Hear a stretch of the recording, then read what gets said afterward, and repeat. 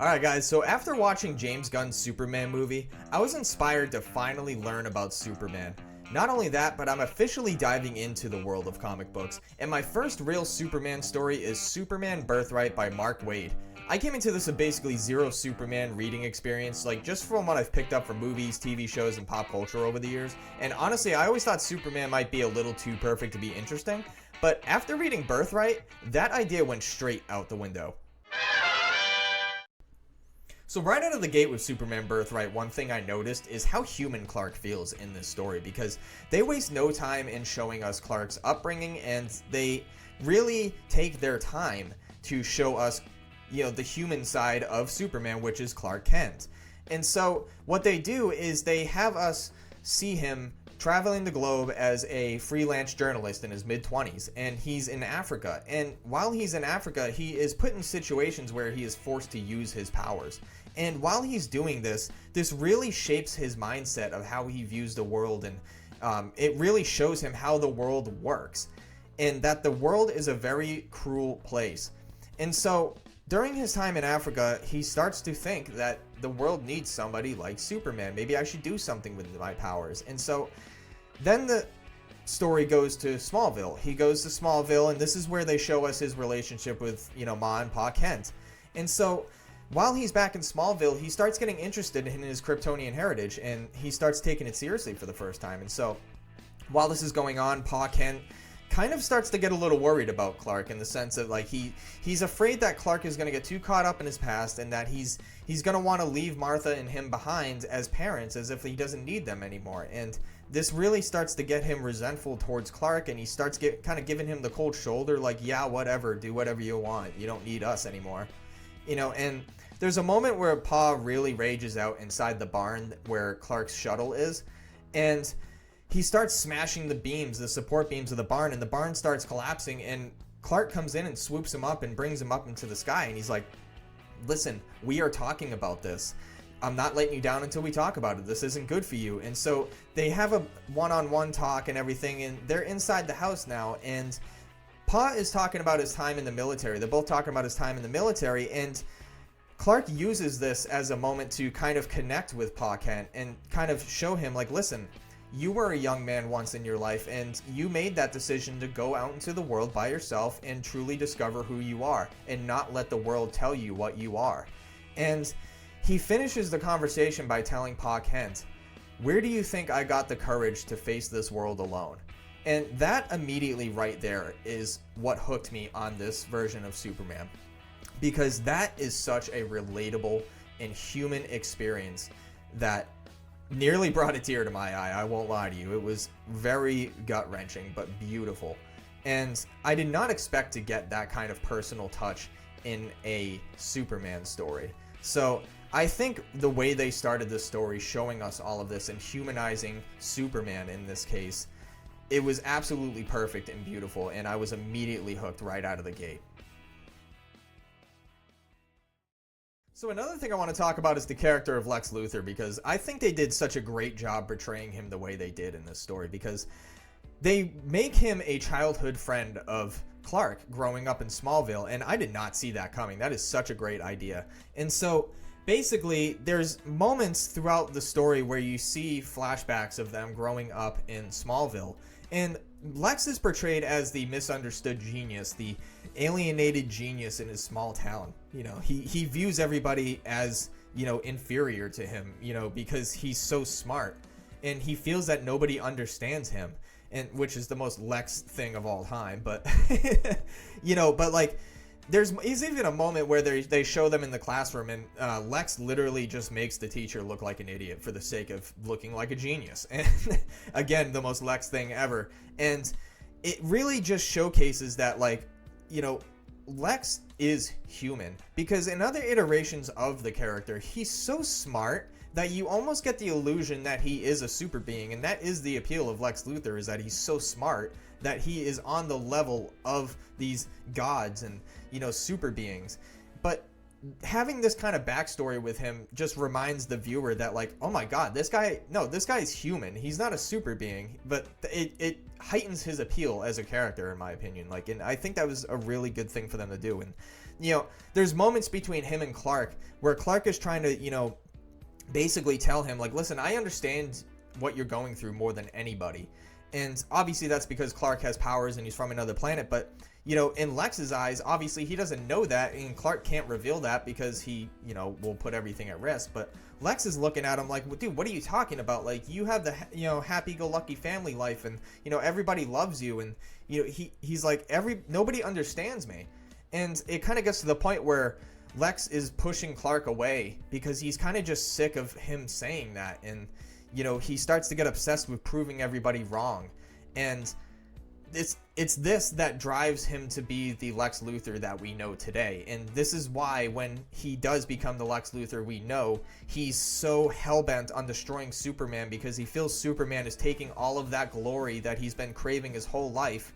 He's taking that away from him. And so I think that was just such a great thing to add to the character of Lex Luthor. So another thing that I absolutely loved about Superman Birthright was the art style, because the art style gave me what I expected from a Superman comic, but with a little more edge.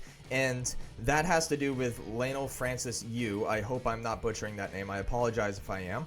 But he does such a great job of giving the vibrant colors of Superman that I expect, but giving him a little more edge with the use of shading throughout the story, because in a post 9/11 world when this came out, like in 2003, you had media like The Matrix, Kill Bill, very edgy stuff. So I think it was very important for them to, where this was kind of reintroducing the character of Superman to a new generation, I think it was very important for them to really approach it in a way where you give him a little more edge using this type of art style, but not necessarily to the point where it takes away from the character, like, for instance, Zack Snyder, in his take on Superman, where it's very, very dark and very, honestly, just kind of like Batman in that sense, you know what I mean? Like, they made Superman Batman, but, like, in this case, it works very well. And I know that's obviously a film, but that kind of leads to my next point.